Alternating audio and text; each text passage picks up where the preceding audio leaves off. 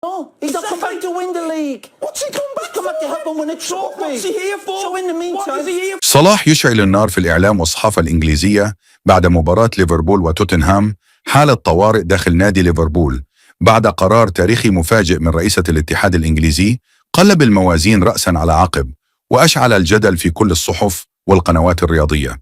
ولكن في البداية عطروا أفواهكم بالصلاة والسلام على رسولنا الكريم.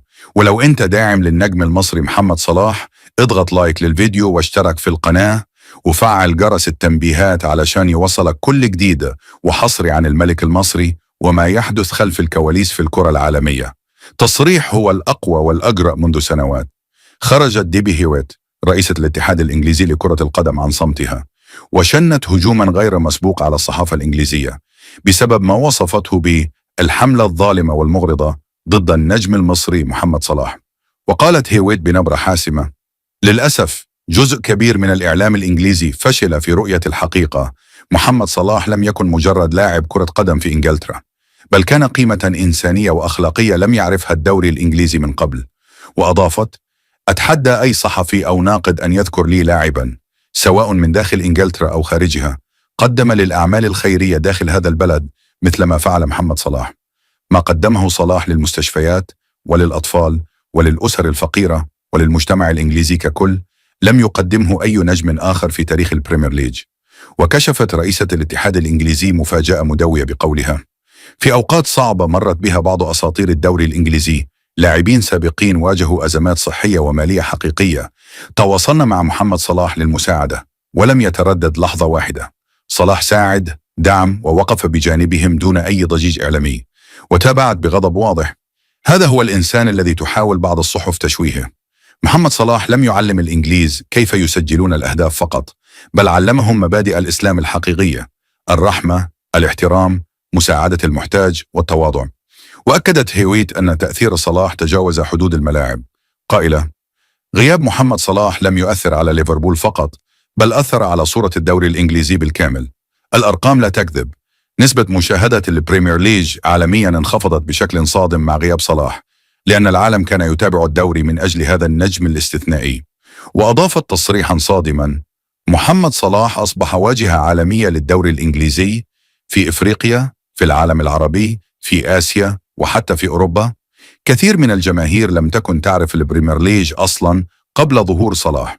ولم تتوقف المفاجآت عند هذا الحد، حيث كشفت هيويت عن الصراع العالمي على توقيع النجم المصري، قائلة: باريس سان جيرمان يريد محمد صلاح، وقطر تريد محمد صلاح، ليس فقط كلاعب بل كعلامة تجارية عالمية تسوق باحترام وقيم حقيقية ضمن رؤية كروية يقودها ناصر الخليفي. وأضافت: حتى برشلونة يرى في محمد صلاح رمزا كرويا قادرا على إعادة الهيبة العالمية. وصلاح اليوم أصبح لاعبا يحتاجه العالم كله وليس ناد واحد فقط. وتابعت بنبرة قوية: دوري روشن السعودي أيضا يدرك قيمة محمد صلاح. الأندية هناك تعلم أن وجود صلاح يعني انتقال الدوري إلى مرحلة عالمية جديدة، لأن صلاح ليس مجرد نجم، صلاح مشروع كرة قدم متكامل. ووجهت هيويت رسالة مباشرة للإعلام الإنجليزي قائلة: بدلا من مهاجمة محمد صلاح، اسألوا أنفسكم ماذا قدمتم أنتم لكرة القدم؟ صلاح ترك أثرا لن يمحى داخل وخارج الملعب، وسيذكره التاريخ كأحد أعظم من لعبوا في إنجلترا. وقالت ديبي هيويت رئيسة الاتحاد الإنجليزي لكرة القدم في اعتراف إنساني مؤثر: في احتفال ليفربول بالتتويج في الدوري الإنجليزي، وجدت نفسي أحتضن محمد صلاح أمام الجميع، رغم أنني أعرف جيدا أن صلاح لا يحب هذا النوع من التصرفات وأنه ملتزم بتعاليم دينه الإسلامي. وأضافت باحترام واضح: فعلت ذلك بدافع الامتنان فقط وليس بدافع الاستعراض. أنا أحترم الإسلام وأحترم قناعات محمد صلاح، وقد اعتذرت له فورا، لكنه ابتسم وقال لي: لا مشكلة، المهم الاحترام. وهذا يلخص شخصية هذا الإنسان العظيم. وتابعت هيويت: محمد صلاح لم يكن نجما داخل الملعب فقط، بل كان منقذا حقيقيا لبعض أساطير الدوري الإنجليزي في لحظات ضعف إنساني قاسية. عندما طلب منه الدعم لم يسأل عن أسماء ولا ألقاب، ولم يشترط إعلانا أو شهرة. وأضافت: صلاح ساعد بصمت، مد يده دون ضجيج، وأنقذ أشخاصا كانوا جزءا من تاريخ الكرة الإنجليزية. وهذا أمر لا يعرفه كثيرون، لأن محمد صلاح يرفض المتاجرة بالخير. قال الأسطورة الفرنسية تييري هنري في حديث أشعل مواقع التواصل: محمد صلاح يعيش اليوم نفس التجربة التي عشتها أنا. كنت أسطورة في أرسنال، حطمت الأرقام القياسية وقدمت كل شيء للنادي، لكن في لحظة واحدة تغير كل شيء بسبب حقد الإعلام الإنجليزي. وأضاف هنري بنبرة غاضبة: الإعلام في إنجلترا تجاوز كل الخطوط الحمراء معي، تجاهل إنجازاتي وشكك في قيمتي فقط لأنني تفوقت وكسرت أرقاما لم يكونوا يتوقعونها. نفس السيناريو يتكرر الآن مع محمد صلاح. وتابع: بعد كل ما حققته مع أرسنال تركت كل شيء وذهبت إلى برشلونة، وهناك فقط شعرت بالتقدير الحقيقي. محمد صلاح اليوم يدفع دفعا نحو نفس القرار لأن البيئة لم تعد عادلة. وعن مباراة ليفربول وتوتنهام قال هنري تصريحا صادما: ليفربول بدون محمد صلاح ليس هو ليفربول الذي نعرفه، وتوتنهام لا يساوي شيئا بدون وجود صلاح في المشهد. صلاح هو من يصنع الفارق، وهو من يجبر الجميع على احترام الخصم. وأكد هنري أن الهجوم على صلاح ليس صدفة، قائلا: الكل يحارب محمد صلاح في إنجلترا، ليس فقط الصحافة بل بعض الأصوات الإنجليزية داخل المنظومة نفسها، وحتى صناع القرار في ليفربول، لأن صلاح كسر الصورة التقليدية وتفوق بطريقة لم تعجبهم. وأضاف: صلاح لاعب عالمي لكنه أيضا رمز، وهذا ما يخيفهم. عندما يأتي لاعب عربي مسلم ويصبح الوجه الأول للدوري الإنجليزي، هنا تبدأ الحرب.